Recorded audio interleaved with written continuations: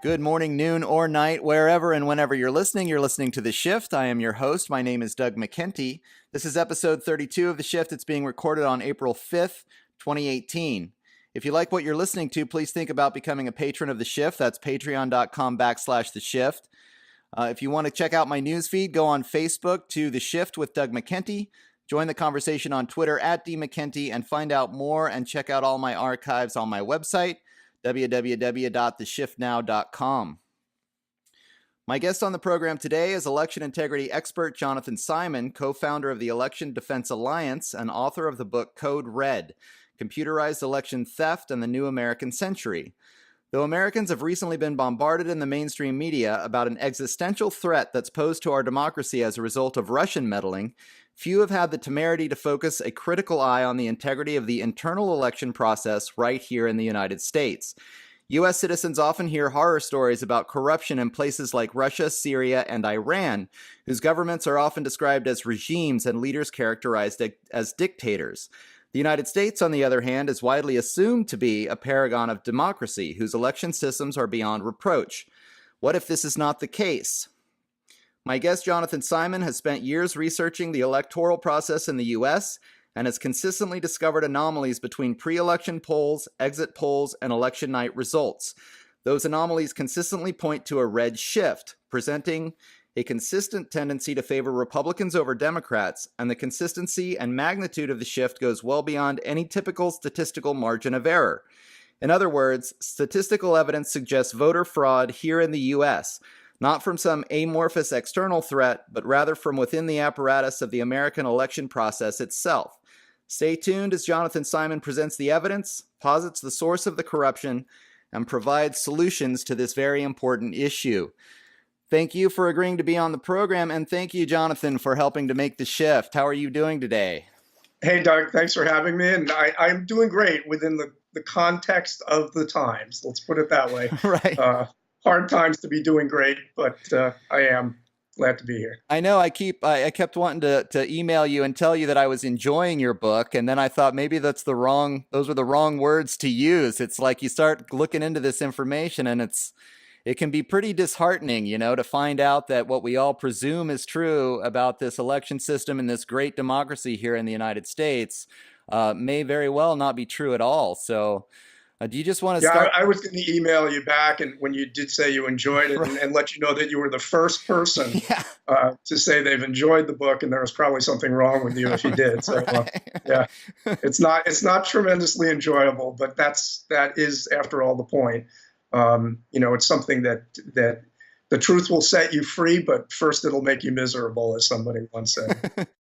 Yeah, absolutely. I mean, it really is shocking to get into this issue in particular, because the election process in the U.S. is something that so many people just assume. And you even talk in your book about this level of denial that Americans are in when you even posit the notion that maybe there's something going on that's fraudulent with the election process. People just can't believe it. It's easy to believe that it's happening somewhere else in the world.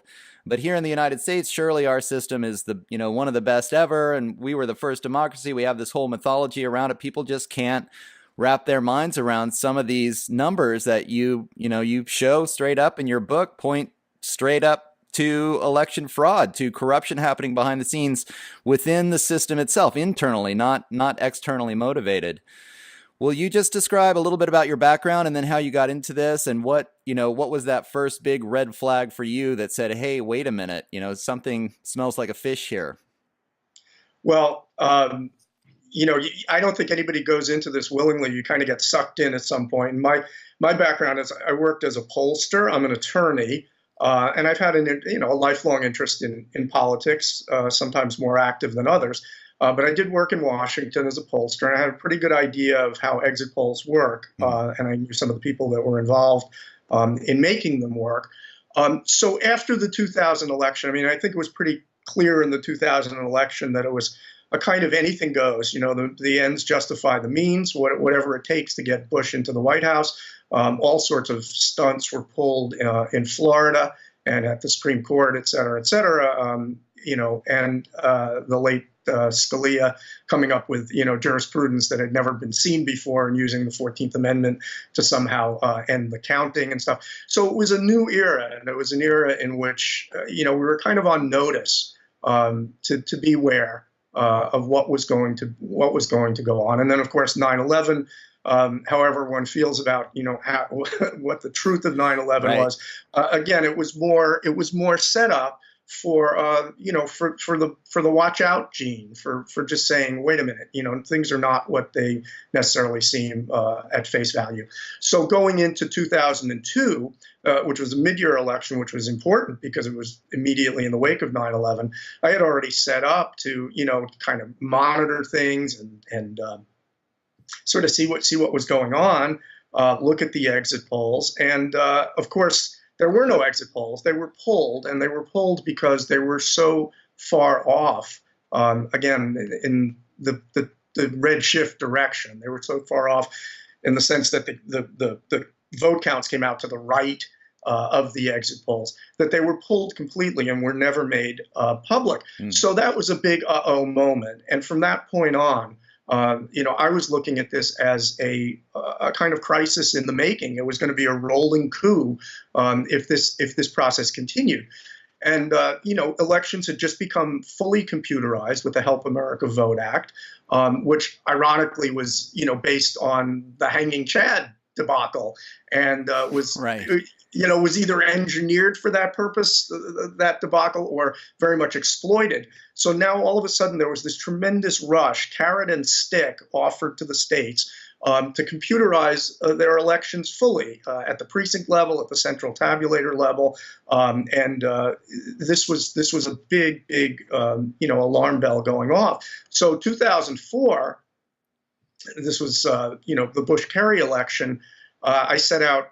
I was sitting at my laptop, and actually it was a desktop at the time, before my laptop days, and what happened was very strange. I didn't know how to screen capture in those days. I'm something of a technoramus, and so it takes a long time to print out exit polls, and I started printing them out, thinking, I'm not going to have enough time.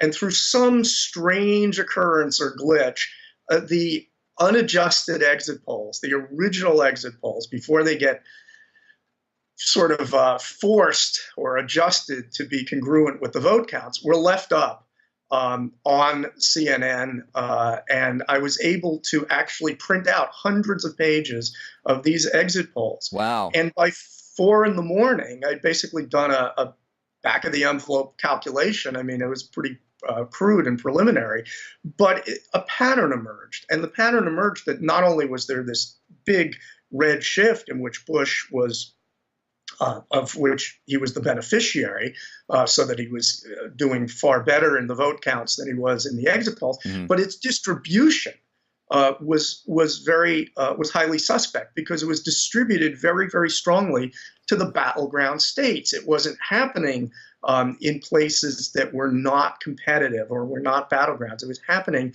in places like Ohio and Florida and other battleground states.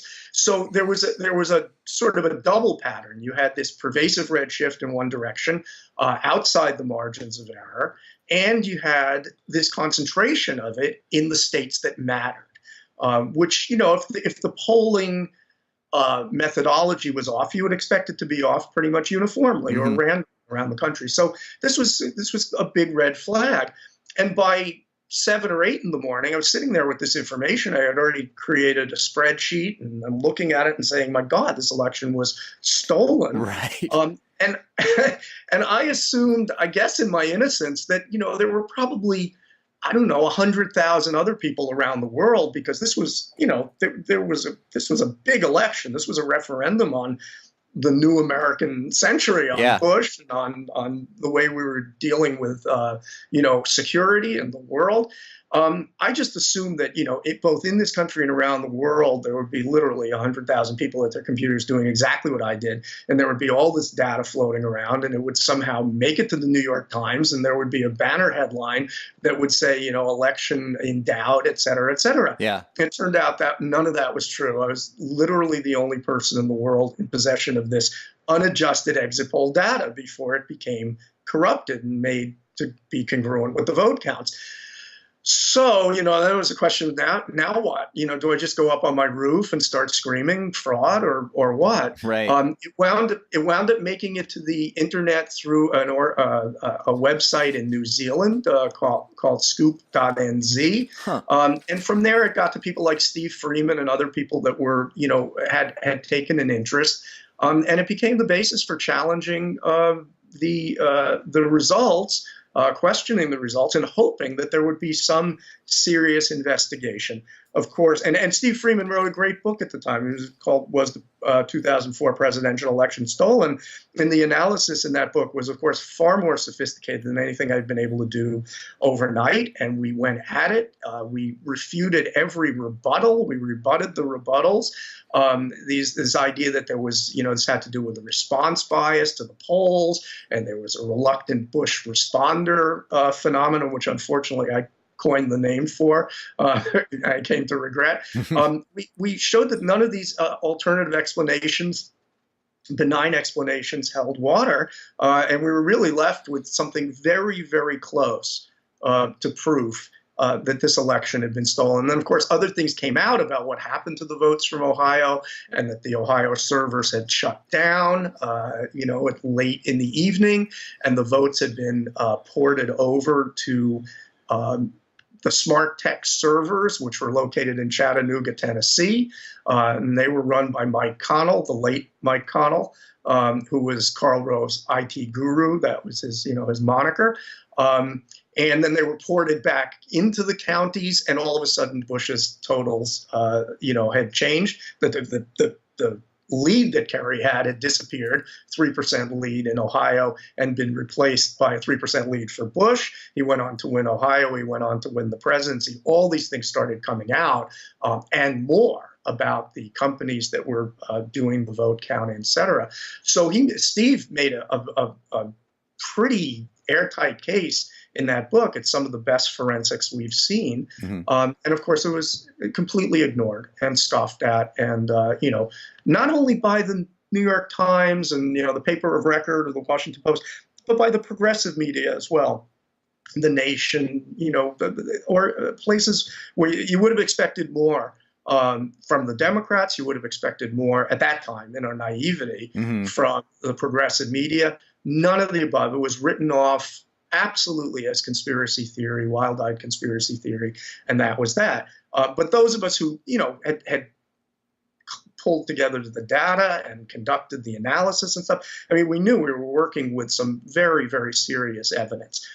We're almost never going to get proof in quotes, PROOF, because the system is designed to be concealed. We can't look at voter-marked ballots. We can't look at memory cards. We can't look at code. This whole system runs behind a cyber curtain. I call it the partisan proprietary pitch dark of cyberspace. And, it's a phrase that kind of establishes itself, but that's exactly how we count our votes. And we use, the analogy of if you had a vote, let's say for union rep or something, and you're all sitting around in a hall and you filled out your ballots and you handed them to a guy and you happen to be dressed in a magician's suit to sort of make the picture, goes behind a curtain, spends 15 minutes there, comes out, says, so-and-so won, and by the way, I shredded the ballots and threw them in the trash compactor, but take my word for it, so-and-so won. Who would believe that? Especially if you were on the losing side. And even the winning side really shouldn't believe that, shouldn't feel confident that they're legitimate. And that is exactly an analogy. It's almost exactly what we do with our 100+ million votes in this country. You might as well count them behind the curtain. So, it started a long time back. It started a long time before the Russians took an interest, God knows. Right. And it's been going on year after year. And, we've been performing forensic analyses and gathering data and trying to, bring this to the attention of the nation, and by the nation I mean of America, and also the Nation magazine and anybody else who might listen. During this entire time, now we got a little traction because of the Russians, which is, I'm sure we can get into. It's about as ironic as it gets. Right. Well, I was hoping, because I've been following this for a while. I remember that 2004 election. I always vote third party. I've been, in fact, 2004 was the first time I voted. I used to just refuse to vote. Starting in the mid 90s, when I was like in my early 20s, I was like, wait a minute, I think there's something that stinks about this system. I felt like I just didn't want to participate. And 2004, I just cast a protest vote for Kerry. To me, the whole Iraq thing was so ridiculous that I actually, voted for the first time in many years, and I voted for Kerry, which I, again, always vote third party at this point. And everybody that I talked to, just having your pulse on the street was doing the same thing. They were blown away. The weapons of mass destruction thing had just happened. We went into Iraq. I think a lot of people kind of realized that was all, we were all snookered over that. And you could just feel it in the air that people were tired of the Bush administration and the stuff that they were pulling after 9/11. And when those vote results came back, something definitely smelled like a fish. And I started looking into it. And I started to discover the same things that you're talking about. Like, my God, they're counting these machine votes behind some curtain. Nobody has any idea where these things are going. Anybody looks into it and they're going to figure it out. If you do the research as you've done, you'll find out that there's voter fraud here in the United States going on that we need to be looking into. And it's actually surprising to me that so many people are up in arms right now about this Russia thing. Because if they're that upset about this democracy, then they should have been upset a long time ago, and they should be upset about what's going on right here. So I hope that we can do a better job getting the word out and really let people know that there is something that's not right. And, people need to be addressing this. It's far, far more devastating to the process than, some Facebook trolls out of Russia.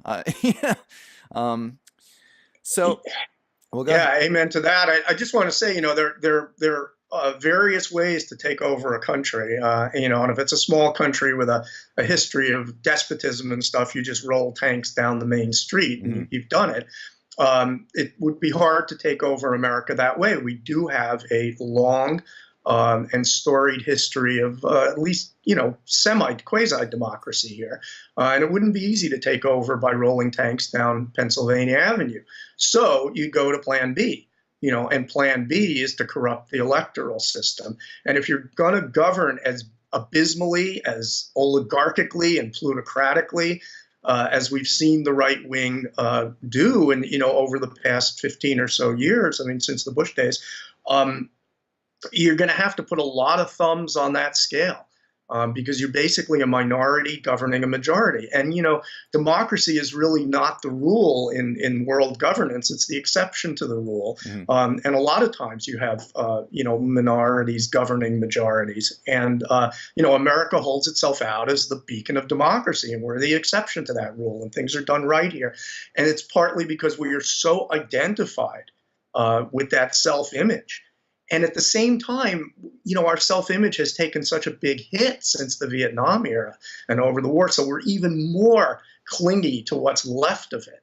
And that hubris and that sense that it could never happen here because we are the beacon of democracy, that is the perfect cover to run this kind of coup, because you can steal the cupboard blind and put thumb after thumb on the scale. And by that, I mean things like gerrymandering, dark money, voter suppression, and electronic manipulation. And you put all those together, you can turn, a majority into a minority just like that. And, the track record is that's just what we've seen. So we now have a country that's tremendously fractured and also very dysfunctional, in part because it's the big lie. There's this idea that, majority rules, and it isn't what's going on right now. And it's very, very hard without rescuing our electoral system and bringing it into the light and restoring observable public, observable vote counting, it's going to be very hard to restore our political system. So I just want to be very clear for my audience about exactly what it is that's going on. You talked about the Help America Vote Act in 2002. Now, this financed essentially the proliferation of these electronic voting machines across the country. After that, we start to see these anomalies. Before this, it's my understanding that exit polls were pretty much foolproof, that they came out and they told us who won basically. And then you find out later on. And it was that, like you're talking about, the 2002, 2004 elections, when all of a sudden these exit polls stopped working. And the interesting thing is, as you have kind of mentioned, they just started like shifting the exit polls around to make them more correct, instead of having, as should have happened, a huge red flag come up and say, hey, wait a minute. Why did the exit polls, after 100 years of exit polling that were, 95% accurate, why aren't they working anymore? This was a huge red flag. Can you discuss the exit polling process and how, how accurate it was? And then suddenly, miraculously, a decade plus ago, 15 years ago, they stopped working. Okay, a full-on discussion of the exit poll process. I mean, we're talking several hours here. Sure. So this is where I plug my book and say that takes place in Code Red. Mm-hmm. In more detail. I will correct or challenge one thing that you said about that, which is this idea that the exit polls were always spot on. Mm-hmm. We don't really know that, and the reason we don't really know that is that nobody was really bothering to look at the nitty gritty, the details of exit polls during those periods in the 70s and 80s and 90s. Exit polling started, I believe, in the 60s. Mm-hmm. Warren Matofsky, and the clue that we have about how accurate they were is that the networks had to make an agreement, a gentleman's agreement, to wait until the polls closed before they went public with any of the exit poll results. And the reason that was happening was that even in some very, very close races, they were going public early, and it was clearly having a very negative impact on turnout. Sure. Because voters said, well, the election's over. Why should we go and vote? So that's sort of a clue that these polls are very accurate. The reason we're not 100% sure is that we don't know whether, let's say, if we're looking at an election back in 1987, in 1988, let's say, or 94, we don't know if what we're looking at when we look at the exit polls for those elections were the adjusted exit polls, in which case they'd be perfectly accurate because they were already adjusted mm-hmm. to match the vote counts. But we do know that there was the only problem that we had with exit polling back in the day was that they would be able to call races very, very early before the polls had closed.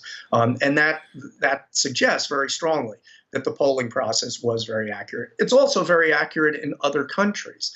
Now, when you're attacking a process and you want to discredit the exit polls, which has, of course, been let me back up a little bit. I mean, we're saying, look, the electoral process is highly vulnerable to manipulation, and we have evidence that vulnerability has been exploited. Okay, so that's sort of the attack. That's pawn to king 4. And then the response, from the other side is, well, you can't rely on exit polls. And so then the battle sort of becomes over exit polls. How reliable are they? And we'll say, well, they're reliable in other countries. And they'll turn back and say, yeah, well, they conduct them differently in other countries. Mm-hmm. Whether that's true or not remains to be seen. It probably isn't true. But once you've made that point, well, exit polls here aren't constructed they will say, to verify elections. They're just constructed to give us sort of academic information about various voter groups, et cetera, et cetera. Therefore, we adjust them to congruence with the vote counts, because that way we get the accurate information. And this is assuming the vote counts are gospel truth.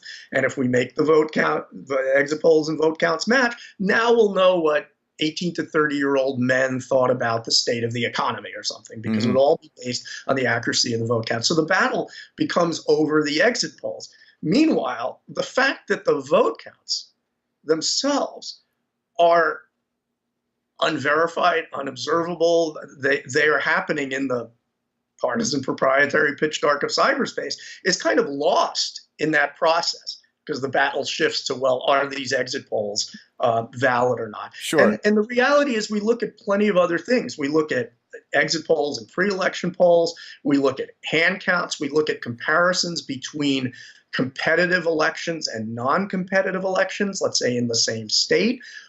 We've even done polling where we asked the same set of respondents how they voted in a competitive versus a non-competitive election in their same district, let's say, or in their same county or in their same state.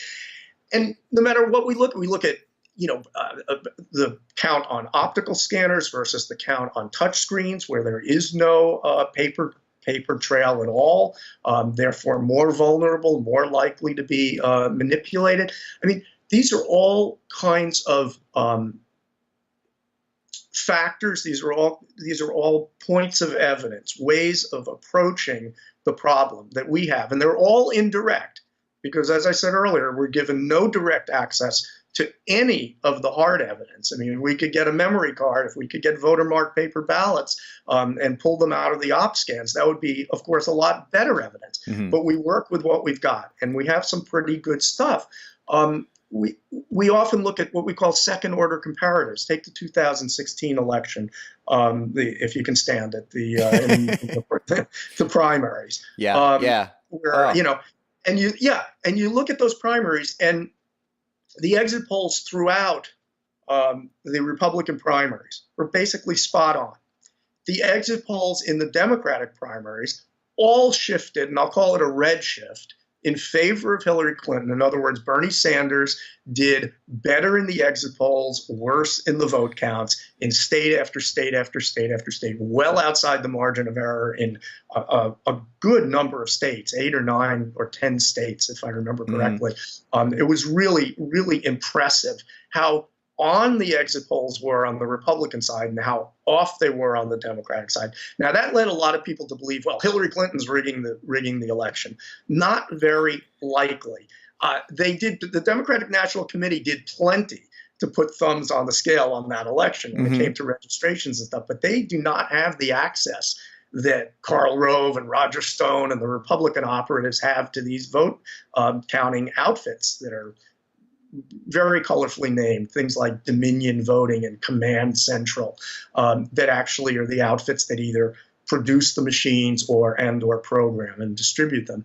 So, because somebody is the beneficiary of a manipulation or a rig doesn't necessarily mean that they are the perpetrator of it. It served the Republicans extremely well to have Hillary Clinton rather than Bernie Sanders be the Democratic nominee. But what the original point I was making is that this is what we call a second-order comparison. We're not just comparing the exit polls to the votes. We're comparing one set of exit poll vote disparities with another set of exit poll vote disparities, and we're seeing a completely different and unexplained pattern. We also looked at things like caucuses versus primaries. That was unbelievable. Those statistics are unbelievable, Jonathan. Yeah, you saw that in the 2016 edition of Code Red. I mean, it came out in September of 2016, so I had covered the primaries, and they're just stunning, absolutely stunning. After the first two caucuses, which were in Iowa and Nevada, which were very, very tight races. Following that, Bernie Sanders went from being a sort of a mosquito at the screen, a fly buzzing around Clinton's head, to being a serious contender from that point forward. From that point forward, there were 12 more caucuses. Bernie Sanders won every single one of them. He won them by a minimum margin of 11.7%, by an average margin, I believe, of 36.4%. This was route after route after route. What distinguishes the caucuses was that these votes were counted in public. They were basically hand counted. Right. That's the thing. Primaries were computer counted. And you have these distinctions. So it's not just, the exit polls versus the vote counts. It's more subtle than that, and a lot more damning than that. Yeah, I mean, and the thing is that, you're talking, first of all, like getting the ultimate proof is very challenging because this information is proprietary. So you can't find out exactly what the exit polling techniques are and the initial results because they're owned by these corporations. And the same is true for these voting machines. This is all proprietary, privately owned information, and they don't let anybody see. So all you can do are these statistical analyses. And then when you see these huge red flags, well, it should be like, okay, now we need to look further. And yet, as you say over and over again, even though we see, I mean, this caucus thing, this Democratic primary, 68% to 33% in favor of Bernie Sanders in caucus situations that are above board and transparently counted. I mean, that's a red flag, right? And yet, Yeah, and it is, it's what we would call, in the legal racket, we'd call it prima facie evidence. I mean, it's something you take in front of a grand jury and get an indictment. Then you'd have to dig deeper, to get the proof. And it should open the gates to an actual investigation of all this proprietary stuff. I'll give you one example. With the caucuses, for instance, a potentially benign explanation for why Bernie Sanders won all the caucuses has been advanced, and that is that the Bernie bros, there were a lot of pretty radical people, probably like you and me, that were very intimidating to the Hillary delegates. And so the Hillary people tended to stay home in the caucuses, and that's why, Bernie Sanders won them all. Now, that deserves to be considered. It deserves to be considered, but it is certainly not enough to just dismiss this entire pattern. This is where the jury would come in. This is where the trial would come in, that phase, where you look at these things and you look at the actual ballots and you look at the memory cards and you look at the code. Now, the DHS, our Department of Homeland Security, after the 2016 election and when there was this evidence of Russian meddling, assured us all, came out, and James Comey was one of the first to come out. And then, of course, Obama came out, and then the DHS came out and said, well, we're concerned about this Russian interference, but be assured that no vote counts were actually affected. No votes were actually affected by Russians, i.e. they didn't dig into our computers and flip results and get their boy Trump elected, whatever. Right. Now, if you look a little further down the page, what they also tell you is we didn't find any evidence of manipulation, Russian manipulation, because we didn't look for any, because we made a command decision that we would not examine a single memory card, a single line of code, a single voter marked ballot. So therefore, one great way of not finding any evidence is not looking for it. And generally, the reason given when you talk to on the inside about this, off the record, is we don't want to undermine voter confidence in the electoral process. Now, just take a second to digest that. It's a noble goal. Yeah, and we really don't want to undermine voter confidence in the electoral process. But I think we do want to undermine voter confidence in a fraudulent electoral process, a vulnerable electoral process, and a manifestly corruptible electoral process, so that they go out and change that electoral process and they bring to bear the pressures necessary to reform that electoral process and restore observable public vote counting, restore their own sovereignty. So it's such a, we don't want to undermine voter confidence. We just want them to keep going like sheep and calf to the slaughter, election after election, casting their votes, going home, putting their feet up, getting a bowl of popcorn and watching the whole thing on TV, because that's what elections have become. They've become a media event like the Super Bowl or the Masters, something that you can do very conveniently. You have these long voting periods, just, mail in your ballot, do whatever, vote on the internet, that's great. It's even easier. Just get out your little handheld device and cast your vote. In a lot of places, that's a growing, way of voting. And then you not only have the convenience, but then you can go home and all the results are going to be in before you wash the dishes, before you go to bed. So you're going to be able to put your feet up and watch Mark Shields and E.J. Dionne and Gergen and all these wonderful pundits, just like, on the Super Bowl telecast where you get to watch Terry Bradshaw and Steve Young, Yeah. talk about what happened and talk about what the American electorate felt, and, use the exit polls to describe, the new wave of the shocking wave of Tea Party resistance or whatever Right. it is that they decide is the headline. And you get to sit there, on your couch and absorb it all and still get to bed by 10 o'clock. And of course, you couldn't do this. You couldn't do this if we counted the votes by hand, or even if we had serious auditing of the votes, serious audits, good risk limiting audits, or audits with teeth. You couldn't do this by 10 o'clock. It would take too long. It might take till 1 in the morning, or it might take till the next day, God forbid. And so there wouldn't be a decision 2018 to go home and sit down with and have fun. I mean, I can understand. I mean, we're an entertainment-based culture where everything's about, enjoyment and entertainment and athletic, sports and whatnot. And that's how we run. And I can certainly understand the seductions of ease and convenience of voting and the entertainment part of watching it all. But if it's all corrupted, right, what is it that we're actually, watching? We're watching a horror movie. Right. We're watching a rolling coup take over this country, change the fate of this country, certainly plenty of states in this country, the country as a whole, and the planet. The things that are being done now. I mean, trade, borders, walls, the EPA, the environment, the Paris Accords. I mean, these are the stakes. So you have to go and you have to ask yourself, what's more important here? What are we playing with? And we are playing with the fate of this world so that we can go home and sit on the couch and watch it and be entertained. No, if we're really the beacon of democracy, if we're going to be a beacon of democracy, it is really time to recognize and step up and recognize what is at stake and recognize the duties that we have as citizens of this democracy that go with the rights that we get. Everybody wants rights. Nobody really wants duties. Our jury duty is a pain in the poop, right? I've already served 12 days of jury duty in my career. Yeah. And, 12 days. I mean, some people go on vacation for 17 days. It's not that big a deal, right?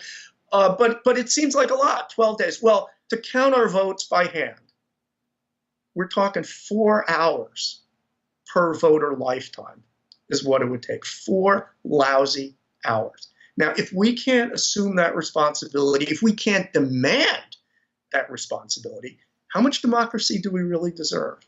And unfortunately, we're taking the planet and we're taking the future with us in the process because we're allowing oligarchs and plutocrats and people with a very, very different idea of what the world should be from the majority of this country to have power and to have rule. And it's culminated in the age of Trump. It doesn't get a lot uglier than this, except that it probably could get uglier. Right. I mean, we'll see where they choose to take it from here, right? Unless we actually take the power back. Let's get into a little bit about these voting machines. What's going on with the voting machines when they came on the scene? What changed? What are the companies behind them? What makes them so suspect, Well, for one thing, voting machines, whether they're touchscreen machines or optical scanners, they're both computers. And they're computers with a lot of code in them. And if you take a typical optical scanner where you mark your ballot, feed in your ballot, and say goodbye to your ballot, there are anywhere from about 500,000 to 700,000 lines of code running that optical scanner, reading that ballot, recording the votes. That's a lot of code. And you could interpolate in 3 lines, offset the 0 counters by inserting those 3 lines, so that let's talk candidate A and candidate B. So it's not Trump and Clinton or whatever. Candidate A and candidate B, and you're an operative seeking to have candidate A be elected. You set candidate A's zero counter to plus 100. You set candidate B's zero counter to minus 100. So the first vote that comes in for candidate A is 101. And the first vote that comes in for candidate B is minus 99. Now, in a computer, there is no zero. There is no such thing as a zero in a computer. And when you're counting ballots by hand, zero would be the empty table in front of you. And then you put one ballot down, and that would be one. You don't have that in a computer. It's all floating point. As a matter of fact, computers now, these computers that count the votes, are fractionalized. They can break votes into fractions. Wow. That's a whole other issue, and it's a whole other vector Yeah. for stealing elections. But I'm sticking with the most simple. And there's a whole quiver of arrows here. The most simple, you just offset the zero counters. Well, at the end of the day, the vote totals add up because you've added 100 and you've subtracted 100. So if 500 people came in and voted for A and 500 people came in and voted for B, 1,000 total votes, A would have 600 votes. That OpScan would say A's got 600 and would send that number off to the central tabulators. B would have 400 votes and it would send off 400. On the machine, it would say that 1,000 votes had been cast. The election administrator looks at that, looks at the poll books, assuming they're paper poll books. They could also be electronic poll books, another vector for how you swipe elections. But looks at the poll book, say, well, 1,000 people came in and voted. The machine had recorded 1,000 votes. All good. Stamp it, certify it. It's a good election. And you've just shifted a net of 20% of the vote. It's really that easy. It's been said, and they've had like a DEF CON last year. They took these machines and they let the computer people have at it, and they hacked into every single one of them.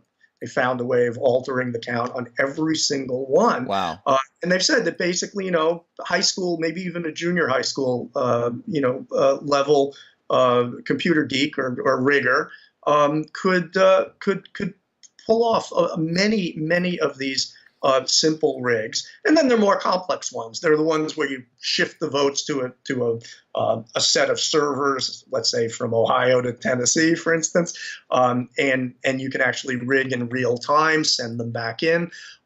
The idea that these machines are not connected to the internet, this is very, very misleading. First of all, some of the machines are directly connected to the internet. Other ones have internet modems that can be activated from the parking lot, and virtually all of them are programmed with memory cards that sat on computers that were connected to the internet. Right. So there's ways of there are many ways of manipulating these machines. Now, in the cases of OpScans, optical scanners, in theory, you have the paper ballots available for a recount.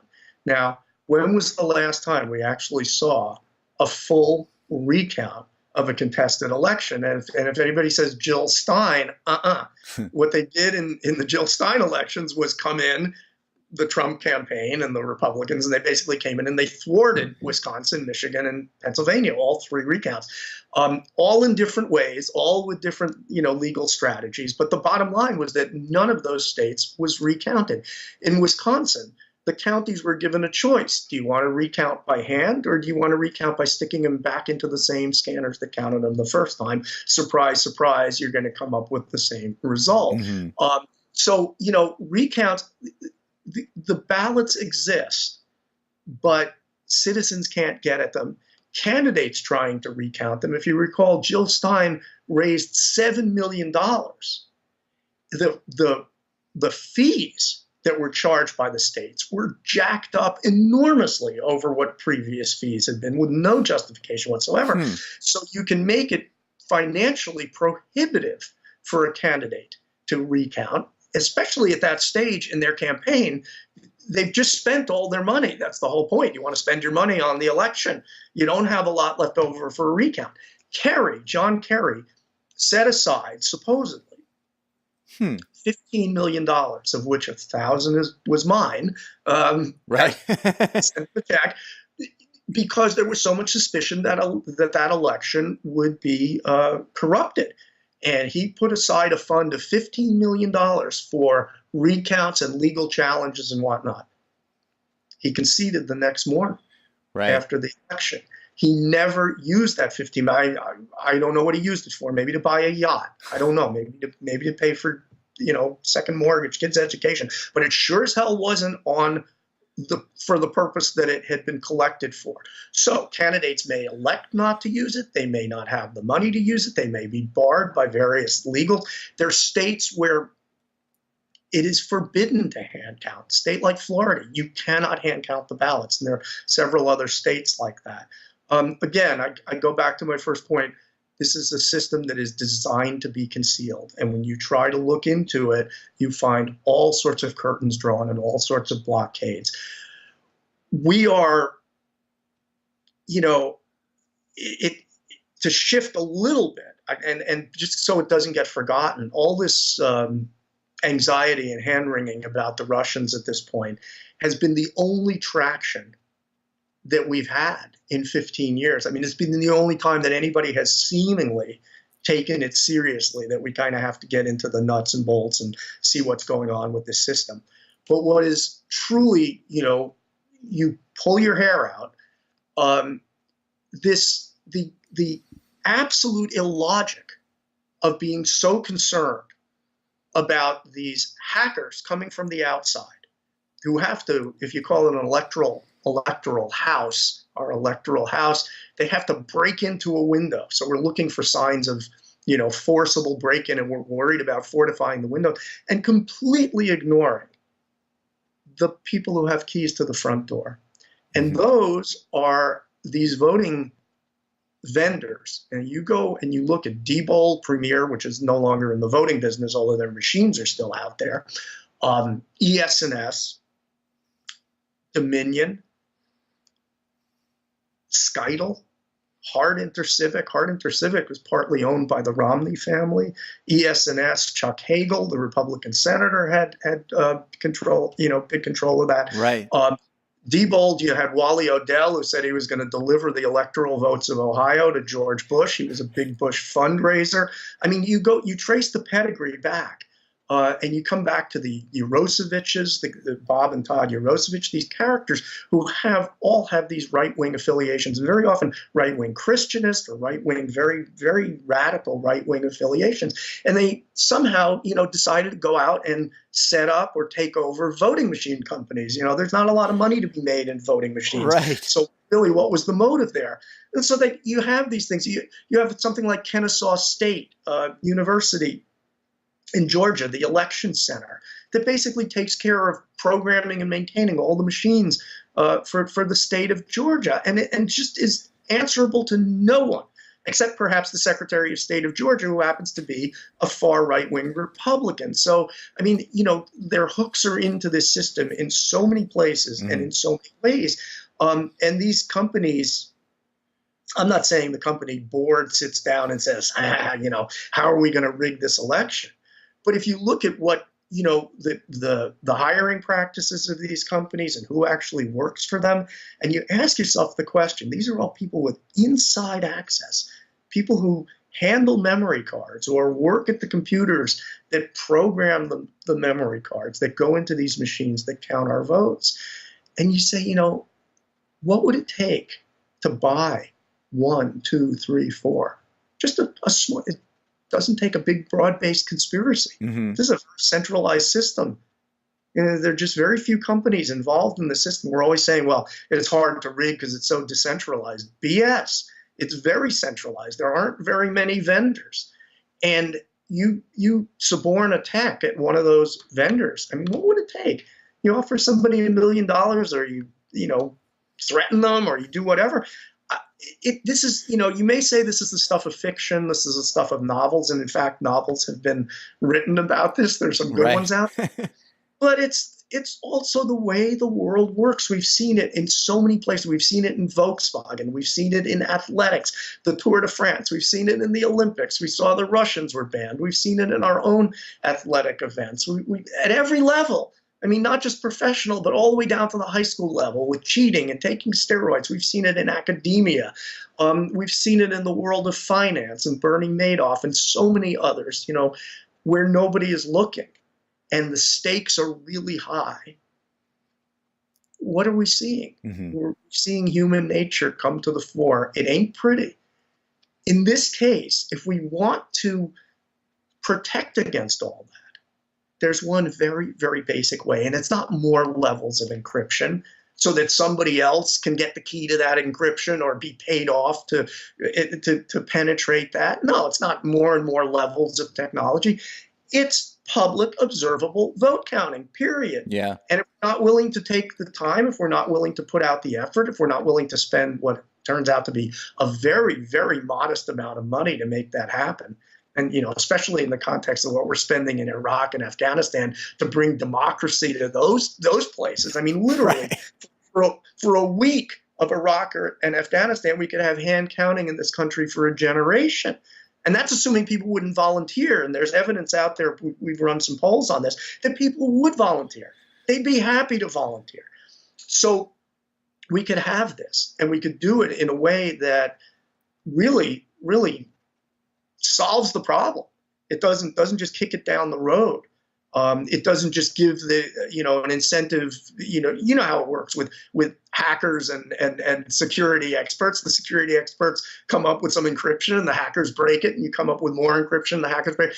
Well, all the more so if you're working from the inside. I mean, if we're going to set about buttoning up our electoral system against the Russians now, so we're going to put in they just appropriated about $380 million, which is really a drop in the bucket, so that we can have secure elections. But let's say that were enough to keep the Russians out. What have we done about the insiders? What have we done about the domestic operatives who have, if anything, more of an incentive to take over this country than the Russians do, and who are interested in it long before the Russians were? And the evidence we have of manipulation goes well back before the Russians took an interest. So we're just ignoring them in all the efforts that we're making now to have some paper ballots and maybe a little more encryption and whatnot. It still leaves it wide open to the insiders. And, we're approaching an election where, elections, there's a certain point at which it doesn't pass the smell test. When you pull off a rig, but we call it the stuffed nose smell test, because you can get away with a lot. And the way this country is split, and really always has been split, is pretty close. Maybe it should be two countries. Maybe there should be, I call it Camerata and Walmarsha. We get the West Coast secedes and New England secedes, annexes with Canada, and then you're left with the red states. I mean, maybe we're going in that direction. Maybe elections can't even help us at this point. But as long as we're the United States of America and these 50 states, and these elections are close, and with gerrymandering and voter suppression and all the other thumbs on the scale, it's pretty easy to maintain power, even if you're a minority, and manage to pass the smell test. We're going into these elections. The predictions about the House are, it could go this way, it could go that way. It all depends on all these various factors. Very few seats are actually in play because of the advantages of incumbency and gerrymandering. So it really does come down to that. How many thumbs can you put on the scale? And the most damaging thumb, I would think, is the most covert, the one that nobody can even see. I mean, if somebody does voter suppression on you, at least you know it. You get to the polls and they say, sorry, you're not registered. Or, we're going to send out robocalls that say the election is Wednesday, and we're going to send it to communities of color. So that they don't come out on Tuesday because they think the election's Wednesday. Well, at some point, they're going to realize what's been pulled on them, but nobody's going to be able to see what goes on inside those machines. And to take that kind of risk, whether it was favoring the left or favoring the right or favoring the center or favoring that doesn't matter. To take that kind of risk with something this important is really, it is certifiably insane. And the question then becomes, as you said, spreading the word, getting people to the point where they make this a priority, because there's so much out there where people are willing to march for gun control, and people are willing to march for the environment, and people are all these issues, and I salute them. The Parkland students, I really salute them, but they're all DOA. If we have restoration of honest elections, and so this should be a part of every one of their campaigns. the people really need to come together and say, we're the ones that are being screwed. It's not Hillary Clinton. It's not the Democrats. It's the public, because it's our sovereignty that is being corrupted and disrespected and overwhelmed. And so it's up to us. And how are we going to make this happen? Because the legislators, if you're a legislator, you're an administrator, you've been elected by this system. Per force, you're in office because you won an election. Mm-hmm. How great is their incentive to significantly reform the electoral system? This is why we're not seeing anything from the Democrats, from the Republicans, really nothing. And so it's got to come from the public. And that means the public finding its source of power. And what I would say is, we are voters, but we're three other things. We're taxpayers, we're workers, and we're consumers. All of us as voters. We all consume, virtually all of us, most of us work, and most of us pay taxes. And we certainly all consume. We're all consumers. And this is a capitalist country, and money matters. Money is the thing in this country. It's what makes it run. This goes up or down by 2%, and everybody is freaking out.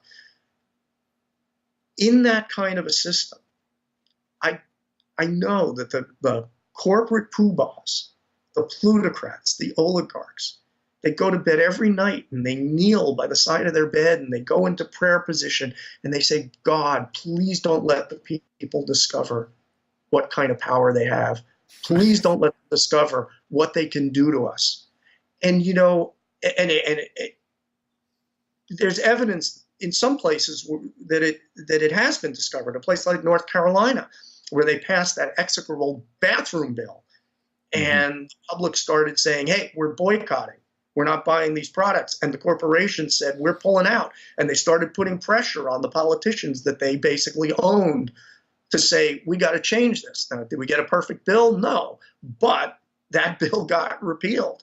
And this is the kind of thing, if you were able to organize this, and in a state like Wisconsin, let's say, where the election system is so corrupted, the voters came together. And they don't even have to march. They don't even have to take a day off to do this. Just came together and said, we're not buying a single goddamn thing that we don't need. No flat screen TVs, no handheld devices, none of these luxuries, none of these cars and all this kind of stuff. We'll make do with what we have. Yeah, we'll buy baby formula, we'll buy tuna fish, whatever. But we're not participating in the normal way of U.S. consumers until you, as legislators, draft the legislation that says we're going to have either hand-counted paper ballots or serious, uniform, toothy audits that actually work. One or the other, your choice, you get it done, then we'll start buying again. And those corporations, the bottom line changes by 1% and they start panicking. How much power would we have exercising our economic power to just simply not buy? We don't even have to get to not paying taxes. We don't even have to get to not working. General strikes like have been so effective in Europe and other places. We can just get together and not buy. If we can find a way of organizing that, if the Parkland students, get together, and they first started with a lot of protests and marches, and then they realized we got to get people to vote. We got to get people to pledge to vote a certain way. The 2018 elections, these are key. If they understood that those elections desperately, desperately need to be protected, and they took that kind of energy and enthusiasm and savvy, and they brought it to bear on organizing something like this and said, look, we've got to have gun control, yes, but we've also got to restore what's at the core of the problem in this country, which is the electoral system.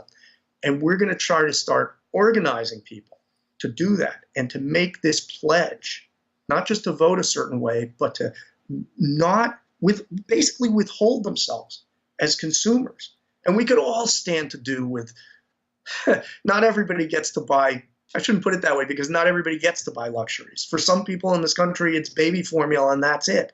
But for the many, many, many who can afford the luxuries, the kind of more than a dent, the kind of mortal blow that we could strike to this economy by getting together and using that power, and just call it extortion, call it blackmail, call it whatever you want. But because we can't exercise the power of the vote in an electoral system that's been corrupted. So you have to go to something else. And this is, to me, the thing that we really need to go to. Now, I've never been accused of being an organizer. I'm not sure I could organize a picnic, a family picnic. But there are people who can. And there are people who know how to work social media. And if the nexus can be made between people like me who do this analysis and who come up with, a description and a presentation of what's going on in our electoral process and our vote counting process, nexus between those people and the people who can organize and make things happen and call for these, call it boycotts or just withdrawal of consumerism, then we might have, and we would have, I shouldn't say we might have, we would have the power. And I think it's the only way that we're going to get the power to change this right at the core of our system, restore our sovereignty, and go on our merry way. There's a lot of damage that's been done, but it's all reparable if we could restore our democracy. Well, let's get a little bit into the mainstream media, because why isn't the media covering this? This is I think the reason why it's so difficult to organize. I mean, if if an issue's all over the media, then hey, people are looking to organize. But when it's not, it becomes so grassroots and so difficult to get the message out there. And I just, like, we had just to mention this, because I want you to maybe address this a little bit too. We had a congressional study into this, John Conyers, the Conyers report in 2006, when that came out, 2007, about that 2004 election that really kind of started it all in terms of the corruption being so wide open that it was really noticeable. And so this congressional study comes out and says, hey, it looks like, Ohio was rigged, and it was probably widespread rigging all over the country. The media mentions it like once, and then everybody's quiet about it again, and nothing changes. And it's amazing that the mainstream media won't cover this and won't give it, the necessary attention that it deserves, which might then spark more of a mass movement, because I totally agree with you. The people do have the power. It's just a matter of waking up, seeing that this is important enough, and being spurred to action by having the knowledge of the extent of the problem. Short answer is we don't know. I mean, people have different theories about, what's inspiring the media to act the way it is. We do know, we have heard directly from certain journalists who were courageous enough to take this on, that will remain nameless just because these were in confidence, but a high level journalists working for the Times, working for the networks, that they were told to shut it down. And this was after the 2004 election, and they haven't been heard from since. Mm-hmm. And told by their superiors. Now, who is telling their superiors? I don't know. And where it's coming from, I don't know. It's grievous.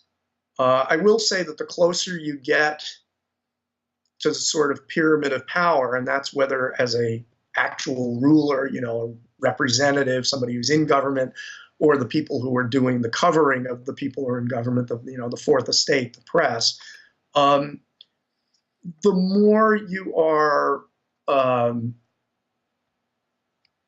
tied to the legitimacy of that whole system. I mean, you're part of this functioning, or dysfunctioning, if you want. Yeah. But this, this very, very powerful system. And whether you're a Democrat or a Republican or a journalist, you kind of get your props from the position you have. Sure. And the exalted nature of that position, and the compensations that come with it and whatnot. So there would be a basic generic disincentive to do too much rocking of that particular boat. Beyond that, I do think that there is a certain reluctance, certainly if you went to the Times or the Post or the New Yorker or the Atlantic or whatever, to be marginalized, to you know, risk putting something out there that looks inflammatory and can't be completely proved or substantiated. I mean, they're very, very conscientious. I mean, you see what's happening now, where you make one, tiny little error, and Trump is out there screaming fake news and wants to shut you down, and and all this kind of stuff. So there is a certain amount of cautiousness. And we have not, and I've gone back and forth with Dean Paquette, the editor of the Times. We have a reasonably good channel of communication. And when I brought up stuff about the Ossoff race, about Georgia 6th, and where the forensics were just like off the charts. I mean, there were numbers there that we looked at, and this just is not compatible with an honest, with an interpretation that this election was honest. And again, I go into that in Code Red. It's a lot of detail for now, but just the numbers were screaming. And he and his reporter basically said, well, you haven't presented conclusive evidence. And my response to that is, well, isn't that your job? It's like we don't really have access here. The guys, with if there's going to be any access to go and investigate it, they may not have access either. Again, if the Department of Homeland Security couldn't get at any memory cards, or either couldn't or wouldn't get at memory cards, voter marked paper ballots, any of the code or whatever, maybe the Times can't either. And in the absence of that, this is, in a sense, conspiracy theory. I mean, it's an accusation, it's an allegation, it's very loaded. It's almost impossible to disguise it as being nonpartisan, because all of the shift has been in one direction for the last 15 years. So we don't come at it necessarily as partisans, but the evidence is so one-sided.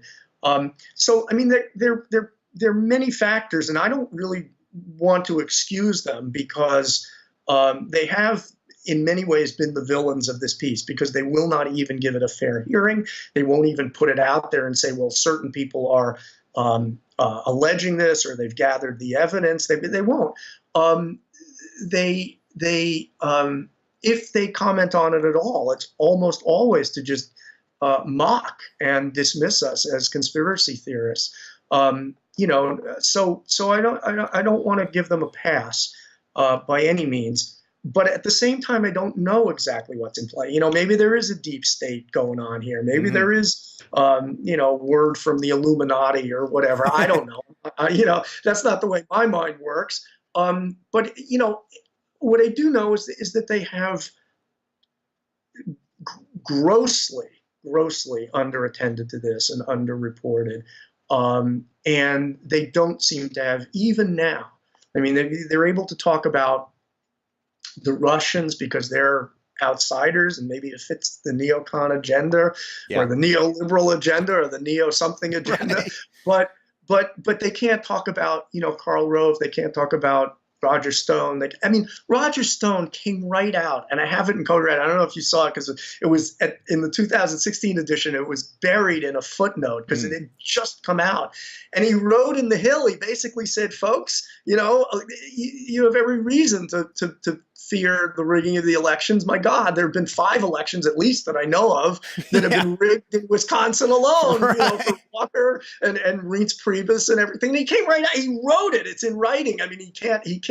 I have a screen capture of it. It was in the Hill. And I mean, this is an insider operative who, I don't know if he was on Truth Serum, or he, drank a little too many, cocktails or whatever. But he basically came right out of the mouths of babes, and he said this. And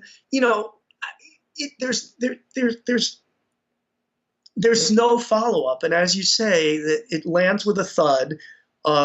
Each time there's an election that appears to be, manipulated, there's a certain flurry of activity. The media damps it down to basically nothing. There's this concern about the Russians, but nothing about insiders. It's very Alice in Wonderland. It really is Alice in Wonderland, and it makes you wonder. Are these the wise people who think that the public is really the enemy. Are these the Platonists? Are these the Straussians, if you want to go in that, in that direction, Mm-hmm. who believe in fundamentally in autocracy, or oligarchy, or aristocracy, but who realize that, in America, you've got to disguise it as democracy. So the public is really stupid. The public is really dangerous. And, it's not that hard an argument to make. I mean, when you got half the country watching the Kardashians and the other half watching the NFL or NASCAR or MMA or whatever it is, and just, with not a clue about what's going on in the world, maybe these people shouldn't be allowed to vote. Maybe they shouldn't be making decisions about anything. You can see how elitists might come to the conclusion that, maybe they know best and maybe the public really shouldn't have a voice. Maybe that's what's going on. Maybe that's permeated, some of the journalistic profession. I don't know. I mean, this has been a long running political debate and philosophical debate. We may just be experiencing one episode of it here. Dostoevsky wrote in The Grand Inquisitor. I mean, he had this Grand Inquisitor who just said, look, it's out of mercy for the people that I'm not giving them freedom, that I'm not giving them choice. You, Jesus Christ, are giving them choice and freedom, and you can't do anything crueler because they can't handle it. Well, you saw that there. We might be seeing something like that now. That, geez, if the public actually had the vote and they actually had their way, God knows what would happen to the world. Now, I'm not of that camp. I'm more of the Winston Churchill camp that basically says democracy is the worst of all political systems except for all the others.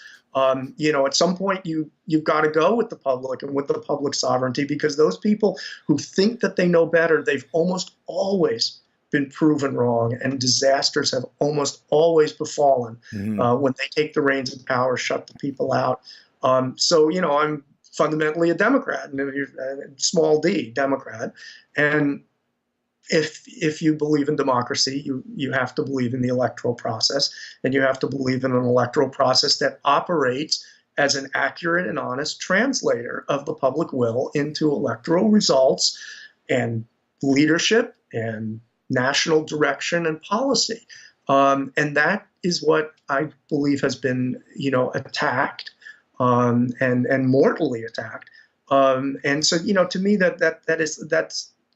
that's job one. That's our first priority, is putting that in place. Then we can see what befalls and what kind of country this really is. Give us one stinking, observably, publicly counted election, and let's see what America really is. Right.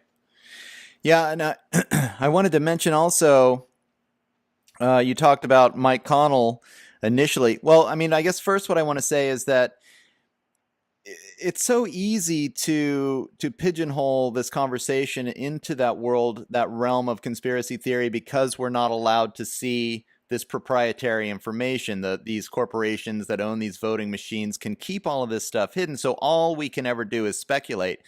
Having said that, the information that you've discussed today, the statistics that you've compiled, are enough to put up a bunch of red flags.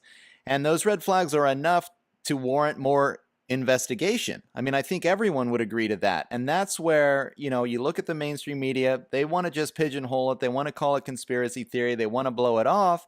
Well, that in and of itself is suspicious. Like, why can't we see this stuff? This is a democracy. If I want this information about this, democratic process, then why can't I see it? And when you start to see these doors that are closed and this information that's kept hidden, I mean, that is also a red flag. And that's where I think, trying to call this conspiracy theory or blowing this off is a huge mistake. You might be wrong, and you're actually quite humble in your analysis. You don't know for sure what's going on. But again, I think the evidence is overwhelming that more investigation is necessary. And when you're prevented from doing that is in itself a red flag. I wanted to go, and just for my audience, the fact that whoever is in charge of all of this, whoever's doing this, is willing to go to some extreme lengths. You mentioned Mike Connell earlier. just allow people maybe tell his story where he was this IT guru. He was helping Karl Rove in some capacity. And then there was this lawsuit, and suddenly, Mike Connell befalls this terrible accident right before he was supposed to testify. You also in the book mention a reporter, I can't recall his name, but the reporter that was really starting to look into it, who also ended up passing away under mysterious circumstances. So will you elucidate onto that just Yeah. so people understand, this is what's happening, right? Yeah, Doug, you have two stories conflated there. The reporter was Raymond Lemmy, and he was actually looking into the Clint Curtis issue, where Clint Curtis had come out and said that he was a programmer, and he had been commissioned by the Speaker of the House, Republican Speaker of the House of Florida, to come up with a program that would reverse the vote totals in South Florida. And Clint Curtis is still alive, and he actually passed a lie detector test, two lie detector tests, I think, by the retired chief polygraph officer for Florida. But the reporter that was covering it, Raymond Lemmy, died under very specific, suspicious circumstances. He apparently had bludgeoned and stabbed himself to death, which is not a particularly popular method of suicide. The Mike Connell was more on the radar, I think, than the Raymond Lemmy, and there have been others, by the way. I go through a timeline of developments in Code Red, and among them are these various deaths: the death of so and so, death of so and so, and there are quite a few bodies littering this trail. Right.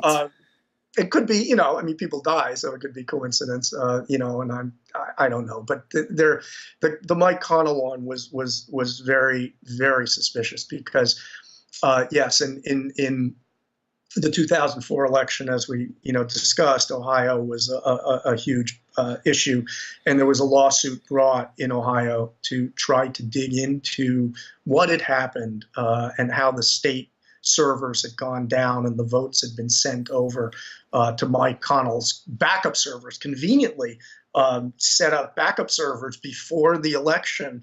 In a sense, anticipating that the state servers would go down, and then the state servers were under the control of J. Kenneth Blackwell, who was the Secretary of State of Ohio and also the honorary chairman of the Bush campaign in Ohio. Right.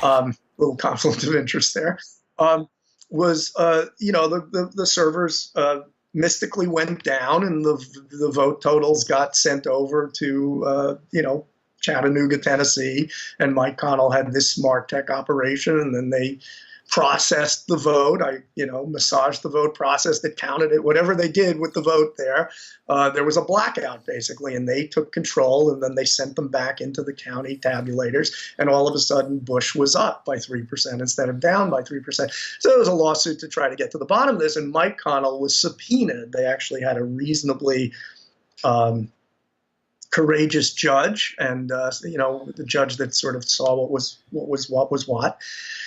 And he was subpoenaed, and he gave a deposition, a closed-door deposition, and this was in early December, I believe, of 2008.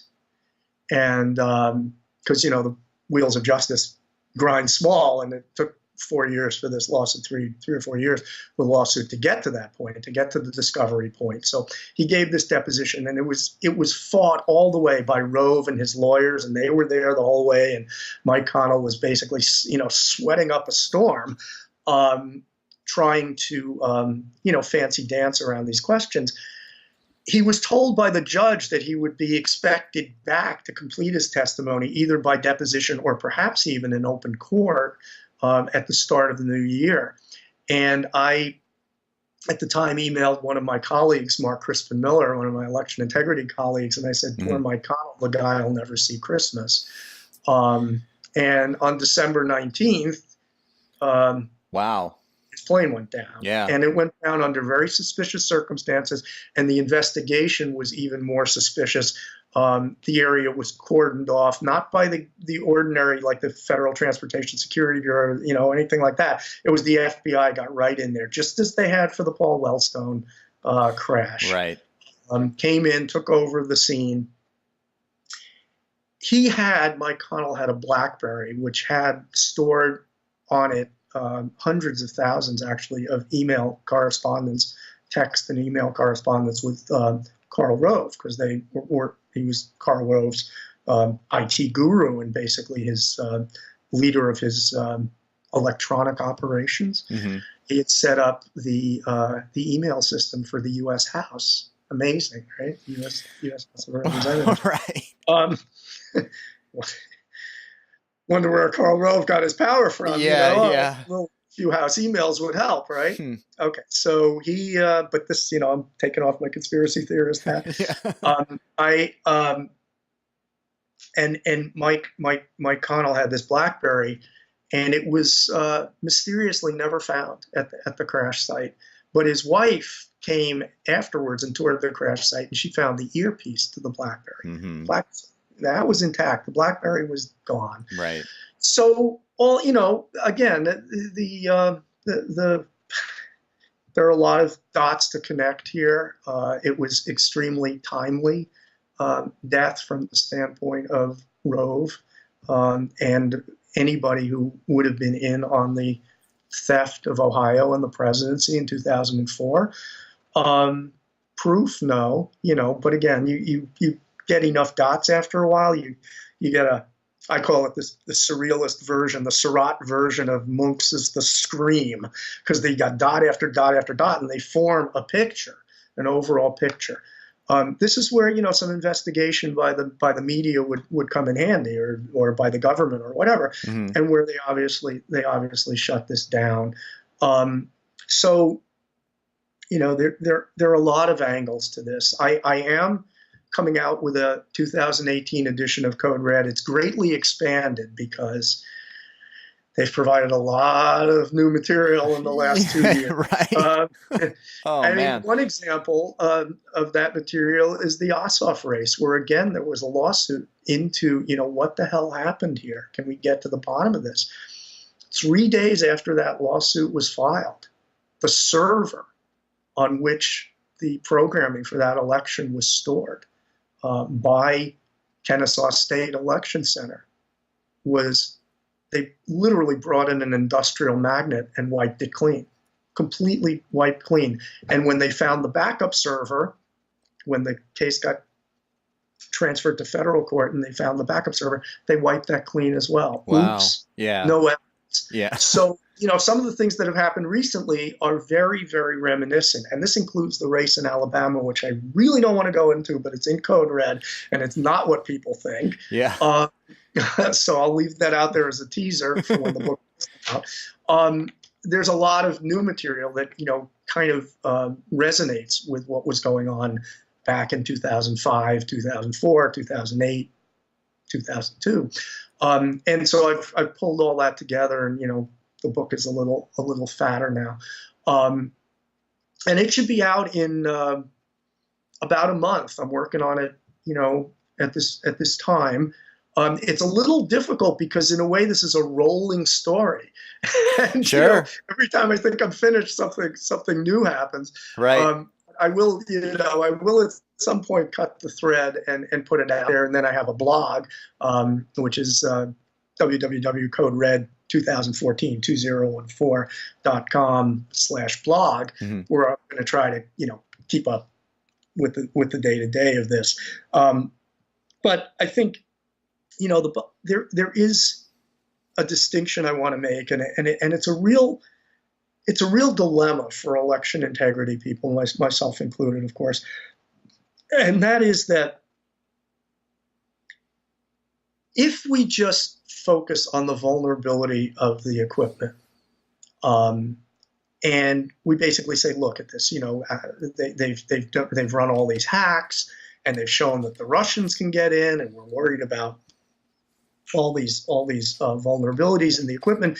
So why don't we, change it, replace it now with hand counting, with paper in every election, paper ballots, voter marked paper ballots, mm-hmm. And audits, or hand counted voter marked paper ballots.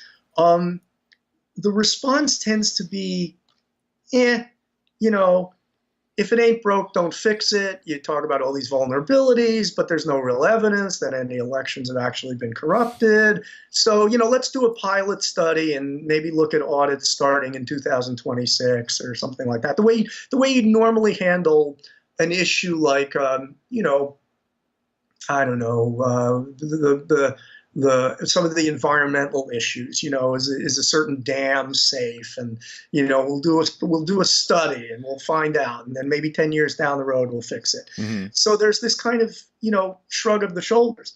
If, on the other hand, we say, whoa, wait a minute, we have all this evidence, everything from Mike Connell's plane going down to all these numbers and all these analyses and this pervasive red shift and servers getting erased just when they were, critical for evidence. And you start drawing this picture with all these things that have happened. Mm-hmm.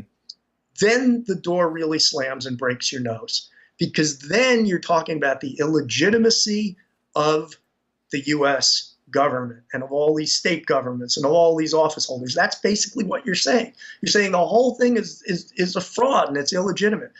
And then nobody wants to hear nothing from you. Right. So we're in this kind of place where if you don't bring that in, there's kind of a, if it ain't broke, don't fix it. What are we so worried about? Let's study it for 10 years. And if you do bring that stuff in, it's like, what? We didn't hear you. We're not listening. Yeah. Because it's so destabilizing. So who knows? In the midst of that, where I've come down with this is pretty much, for the most part, to most audiences, I want to talk about the vulnerabilities, because you can make a case on that alone. And if you put behind that enough tenacity and fierceness and insistence that we not take this insane risk any further, anymore, that should be enough. Yeah. And it's not enough if you're going to lobby Washington. There are many people in our movement who are very committed to this idea that we can just go to Washington and go to these various state houses and petition the Lord with prayer and lobby. And, Right. To them I say two things. One is, you're not big pharma, you're not big oil, you're not big finance. You don't have the kind of money to get those results, number one. Mm-hmm. And number two is, you can talk about democracy and fairness and all this stuff till you're blue in the face. We've seen what that gets from these legislators and administrators. Basically nothing. Right. Lip service at best. So we don't want to go with that vulnerability argument to Capitol Hill and say, please. We want to go with that argument to the people and have them say, whoa, and we're not going to accept this as an electoral system. We're going to change this, first of all. We're going to demand that this be changed. And, then it would be enough. Then we don't have to go back into the messy past, because, yeah, that's absolutely filthy, polluted water, but it is under the bridge. We're not going to, remove Bush from the presidency. We're not going to remove Trump from the presidency, for that matter. We're not going to change all these. I mean, the impact has been much stronger on the down ballot races than it has been on the presidency. All these state legislatures and all these House elections. I mean, Right. These are exit polled. There's no scrutiny. They are the easiest. Absolutely the easiest to manipulate. And, so it's basically the entire infrastructure of American politics. We're looking at this perspective. I make this point very strongly in Code Red. We're looking at this prospectively. Don't fear us, because we're not talking about rewriting history. We're talking about having one honest election, one election that we can actually trust. Not that we're told to trust or reassured about, but that we can actually depend on a public observable vote counting system. The Dutch and the Norwegians, they took one whiff of our 2016 election. The Dutch decided in one weekend, we're going to count our 2017 national election by hand in public. It was just that quick. Wow. And Yeah. And that's what we really need to do. Now, granted, the ballot is longer in the U.S., the burden is heavier. We put a man on the moon. We invade foreign countries. We do all sorts of things that have a lot higher burden than sitting down on election night, counting the votes, waiting possibly till 1 in the morning or the next morning for the results. I mean, this is not asking too much. And, we can do it. It's just a question of whether we find the collective will to do it. Well, this is what's so strange about this issue is that what you're talking about and the solutions that you're giving are just common sense in any healthy democracy. This is how democracy works. Like you're saying, sorry if it takes a few extra hours, but this is what it's called to participate in a healthy democracy and ensure that these elections aren't being fraudulently corrupted in some way. And instead, what we're seeing is all this stuff is happening behind closed doors. So we just really can't even say what's going on. And whoever's committing the fraud, I mean, if it is just the Republicans, I have a tendency to believe that it goes a little bit deeper than that into some kind of a deep state or military industrial complex, something or other, just because, I mean, in part, I did want to mention this in part because of what happened to Ron Paul, for example. I mean, Ron Paul also on the Republican, in the Republican side of things. I mean, I think you probably agree, plenty of evidence that primary was fraudulent as well in favor of Romney. I've seen some statistics that really pointed in that direction. Yeah, So yeah, Doug, primaries are even lower hanging fruit than general elections. I mean, they're virtually never exit polled, and there are except for some of the presidential primaries are exit polled, but for all these other offices, they're not. They generally happen in obscurity with a much smaller electorate, much easier to explain why so-and-so won. And they're the way that you set the field. And, if you look at what's happened to the Republican Party, it's been a purge, basically a 10-year purge of anybody that, that was moderate. And being replaced by very far right, very militaristic, very radical office holders and candidates. So I think this happens. It doesn't necessarily have to be deep state. It doesn't necessarily have to be a vast conspiracy. It really could be a Karl Rove operation or a Roger Stone operation or, whatever. It doesn't take much to rig elections. But the ones that are turning a blind eye to it, the complicit, there could be a big contingency of complicity, and people who, for a variety of reasons, I mean, when Hitler came to power, there were many institutions, of course, and especially in the early days before 1934, that could have put a stop to it. And each of them had its own reason, between the church and the financiers and the industrialists and the anti-communists. And these are, they all had their own reason for thinking, okay, we can manage this. He's a lunatic, but we're going to ride the wave, and then we'll be able to control him and whatnot. And they were all dead wrong. And most of them wound up, in great trouble, once he took control. But I mean, it is a situation where there might be a lot of parochial interests there, all of which align with the kind of electoral results we're seeing. And as I said, in many ways, the public becomes the enemy. This is the information age. And the idea from the standpoint of the surveillance state, that's a whole nother program, right? But, is to basically know everything about you and me and make sure we know as little as possible about them. And that was executed all through the Obama. He was deaf to whistleblowers. There was a tremendous amount of expansion of surveillance, obviously under Bush, but it was continued under Obama, very much under Trump. I mean, this is where the battle is being fought. What can be seen? What cannot be seen? And obviously, votes are a big part of that. We're not allowed to look. And that's part of a much greater battle that has to do with knowledge and information. Knowledge and information are power. And this is really a battle for power. Politics has always been a battle for power. But it's gone through different phases. It's gone through phases where that battle has been sort of fought fairly and straight up, and it's gone through phases where there have basically been, it's based on lies and coups and covert operations and whatnot. And America doesn't have clean hands in that regard, obviously around the world. So I'm not sure why we should necessarily expect it to have clean hands at home. We do know something's going on.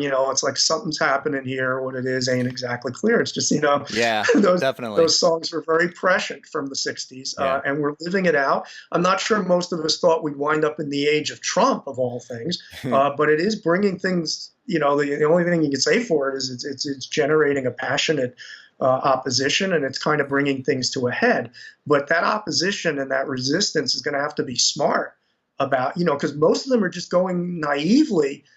Even the Parkland students saying, well, the 2018 elections, we're going to take over, we'll just use the electoral process. And the electoral process we have is likely to turn out to be very disappointing to those ambitions. Right. Well, Jonathan, it's probably about time to wrap it up. I think we've covered most of the bases here, and I definitely urge everyone to read Code Red. This information is extremely important. This issue is, more dire than most people realize. I think that wall of denial that we've discussed, people just don't want to look at it. They want to believe that we live in a free country and America is this paragon of democracy. To have to confront that is not an easy thing for people to do. But if we don't do that because of the work of people like you, continuing to put this information in front of people and in their faces, and hopefully the media will start to pick up on this because, as it stands right now, I don't even think we can call this place a democracy. I mean, this is a kind of a cultural mythos, and people need to recognize that the situation is much, much worse than it appears on its face. And we're going to have to set aside some of our preconceptions, that cognitive dissonance that we want that to be true, and realize that these facts are stating otherwise. So as we wrap it up, do you want to give everybody your blog again and maybe a few closing statements? Yes, unfortunately, Code Red is available primarily on Amazon, which I know won't make it necessarily popular for everybody.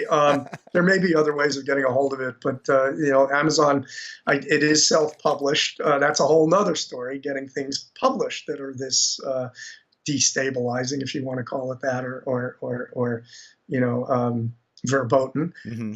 But it is available on Amazon, and the new edition will be out probably starting in May. I mean, the current edition, the 2016 edition, obviously covers the last 15 years or so up through 2016. And it's, you've read it. It's got a lot of good stuff in it. But I think the new edition probably is worth waiting for. Probably be out in about a month. This really is about, as we said, information, and that begins with becoming informed. So whether it's via reading Code Red or going out and finding, other sources of information about this, it's very much incumbent on people, who are citizens and want to be good citizens, to take this on and to spend the time and effort to become informed, and then make up your own mind about what's going on here. That's the way we work. That's the way democracy works. My blog is my website is www.codered, CODERED 2014.com, and the blog is part of that website. I very much welcome people who want to engage in dialogue about this. Should I give my email address? I mean, I'm Sure. Generally okay with that. Okay. If anybody wants to talk to me directly and is still hanging with us after an hour and 45 minutes. Yeah. Which maybe you'll cut it a little bit, is verified vote 2004 at AOL.com. And that's VERIFIED, verified, VOTE 2004 at AOL.com. And, I'm happy to discuss this with anybody who wants to take the time. Great. Thanks, Jonathan. And just in conclusion, I'd like to remind everyone, I'm your host, Doug McKenty. This has been The Shift. If you like what you're hearing, you can help me out by becoming a patron at patreon.com/The Shift. Join my news feed on Facebook at The Shift with Doug McKenty. Join the conversation on Twitter at DMcKenty, and my website is www.theshiftnow.com, where you can find other information about the show and check out all my archives there as well. So thanks everybody for listening, and thank you, Jonathan, so much for being on the show. I really appreciate your work. It's super important, as hopefully people can tell by listening to this interview. And we'll keep doing what we can do to chip away at that wall of denial and try to wake people up as to just exactly how important this is. Thanks, Doug, for having me on, and I've really enjoyed talking with you. Thanks. Likewise. Take care.